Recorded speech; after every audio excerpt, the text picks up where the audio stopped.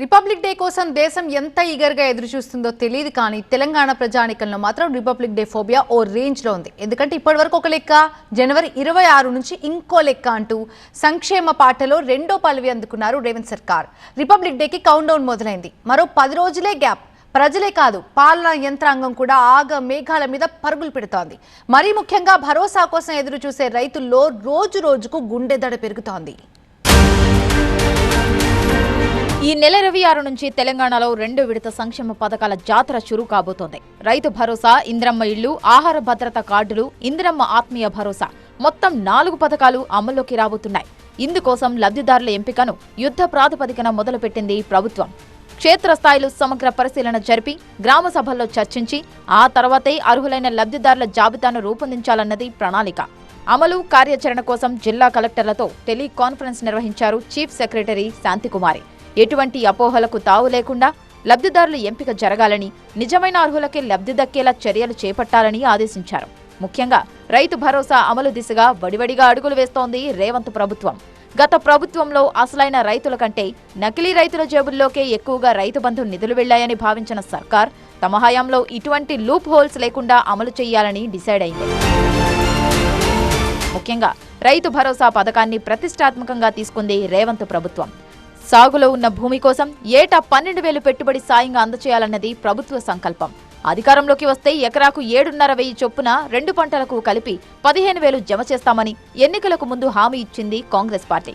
రాష్ట్ర ఆర్థిక పరిస్థితిని బట్టి దీన్ని 12,000కు కుదించింది రేవంత్ సర్కార్. భూభారతి పోర్టల్ నుంచి పట్టాదారు పాస్ పుస్తకాలున్న రైతుల వివరాలను మండల వ్యవసాయ అధికారులకు అందజేసింది ప్రభుత్వం. ఈ డేటా ఆధారంగా రెవెన్యూ అధికారితో కూడిన ప్రత్యేక బృందాలు గ్రామాల్లో పర్యటిస్తున్నారు. వ్యవసాయ యోగ్యం కాని భూములు ఎక్కడా? గ్రామాల్లో ఇళ్లు, కాలనీలుగా మారిన భూములేంటి? రియల్ ఎస్టేట్ వెంచర్లు, రోడ్లుగా మారిన భూములు, పరిశ్రమలకు, గోదాములకు, మైనింగ్కు వినియోగిస్తున్న భూములు ఇలా క్షేత్రస్థాయిలో పర్యటించి ప్రతి సర్వే నెంబర్ను పరిశీలించి వ్యవసాయ యోగ్యం కాని ప్రతి సెంటును లెక్క తేల్చడమే టార్గెట్. ఈ బుక్లో చూడాలి. ఈ బుక్ ఏంటి, అందరికీ డబ్బులు పడుతున్న బుక్ ఇది. ఇందులో కన్వర్షన్ ఏమున్నాయని నువ్వు చెక్ చేయాలి. ఒకవేళ కన్వర్షన్ కాకుండా ఇలాగ లేఅవుట్ సముద్రం అంటే అది కూడా ఆపాలి. రాళ్లు, రప్పలు, రియల్ ఎస్టేట్ వెంచర్లు, నివాస స్థలాలకు రైతు భరోసా ఇచ్చి ప్రజాధనాన్ని వృధా చేయకుండా ఈ సర్వే దోహదపడుతుందని ప్రభుత్వం భావిస్తోంది. అధికారుల సర్వేకు రైతుల నుంచి కూడా మద్దతు లభిస్తోంది. గుట్టలకు కాకుండా రైతు పండించే భూమికే పంటను ఇస్తుండు కాబట్టి చాలా మంచిగా ఉంది సర్వే.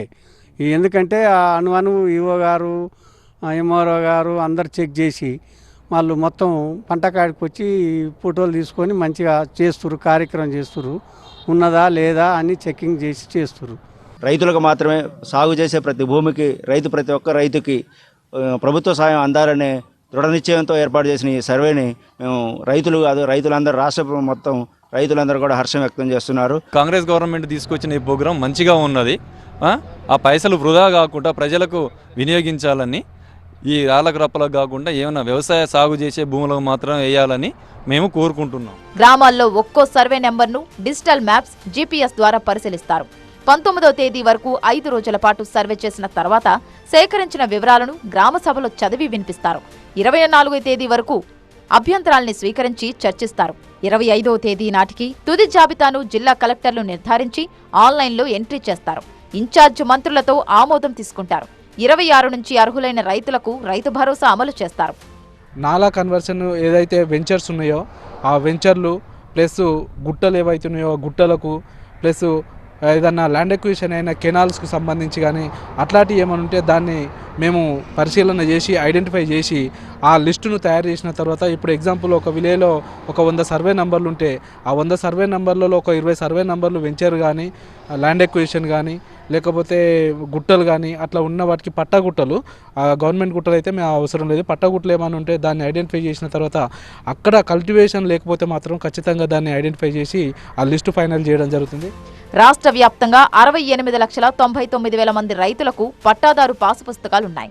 ధరణి రికార్డుల ప్రకారం మొత్తం భూమి 1.52 కోట్ల ఎకరాలు.